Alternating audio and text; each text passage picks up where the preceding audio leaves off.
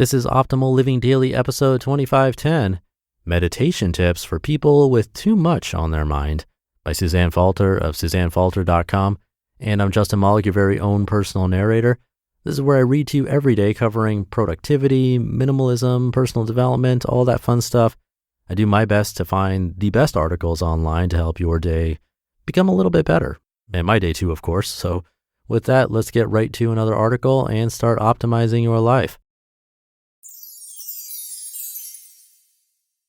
Meditation Tips for People with Too Much on Their Mind by Suzanne Falter of SuzanneFalter.com. Meditation seems like such a peaceful, lovely, serene idea, doesn't it? And yet, if you're like me, you're a restless meditator, and yes, that's because I'm super busy all the time. You know how it is when you finally try to stop and do nothing. I find myself shifting around on my cushion, scratching my nose or my head or that impossible to reach spot in my back. There is no Zen stillness in this body, nor has there ever been.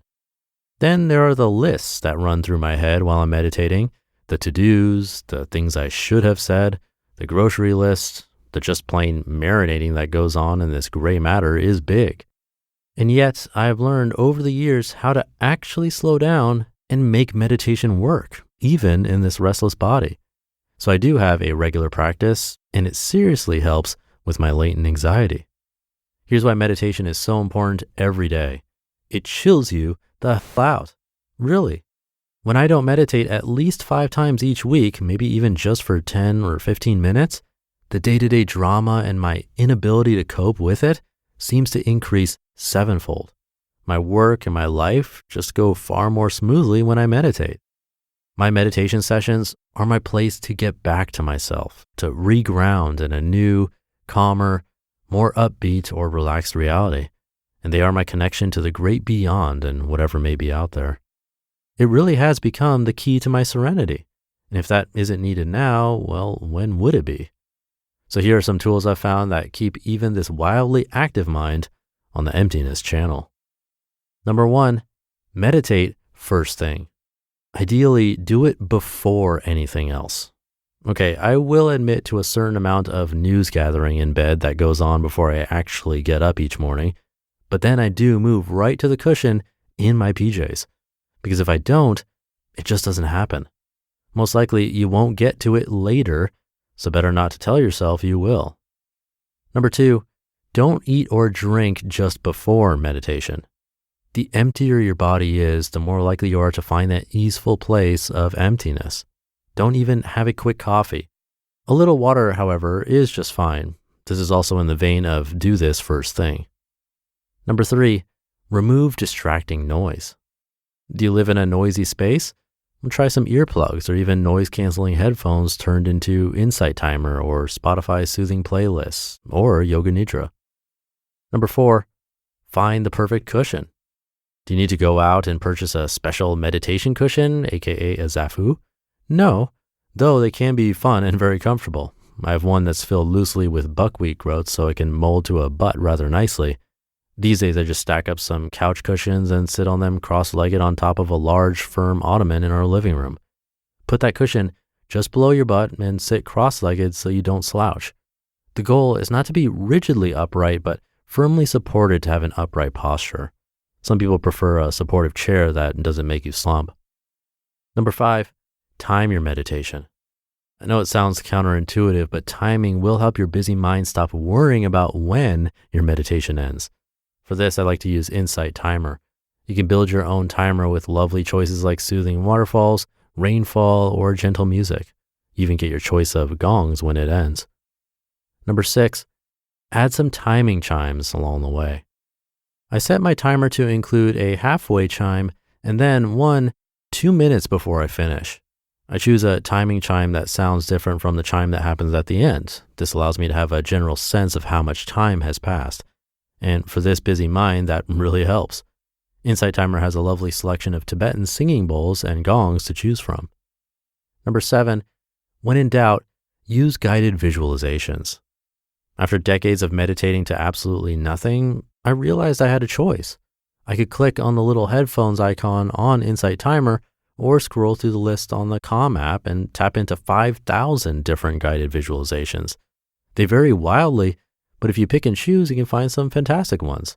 There are many new meditation apps out there, as well as free meditation videos on YouTube, so have your pick.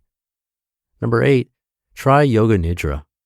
I love Yoga Nidra. It's essential for calming a jumpy nervous system.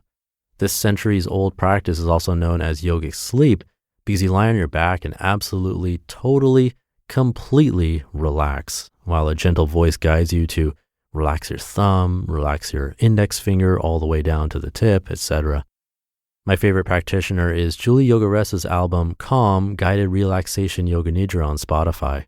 Her lovely accent and her timing guide you to a place of totally letting go. Available in different time lengths, but 20 minutes more Yoga Nidra program will totally get the job done. And number 9, if all else fails, meditate before bed.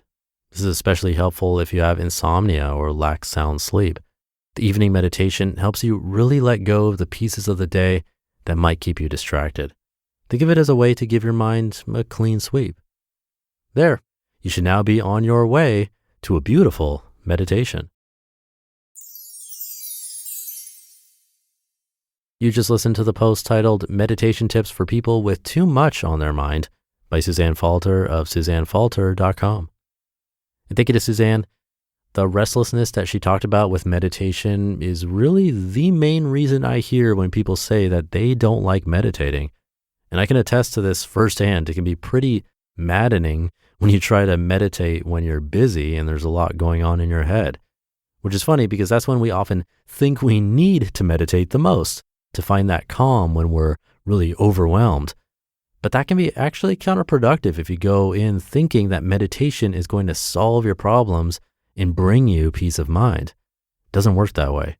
The best times I've had with meditation have been when my mind was already mostly at peace. Right after graduating from my master's program, when I volunteered in the Rocky Mountains before starting to work full-time.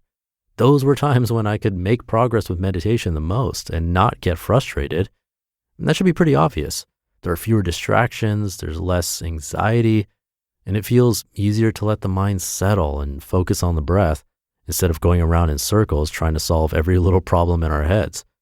So I appreciate these tips from Suzanne. If you find there's a lot of clutter and cloudiness in your head and you can't get away from it, meditating first thing or right before bed is probably your best shot, along with some of the tools she mentioned. So let me know how it goes. Have a great rest of your day, and I'll see you tomorrow for the Friday show, where your optimal life awaits.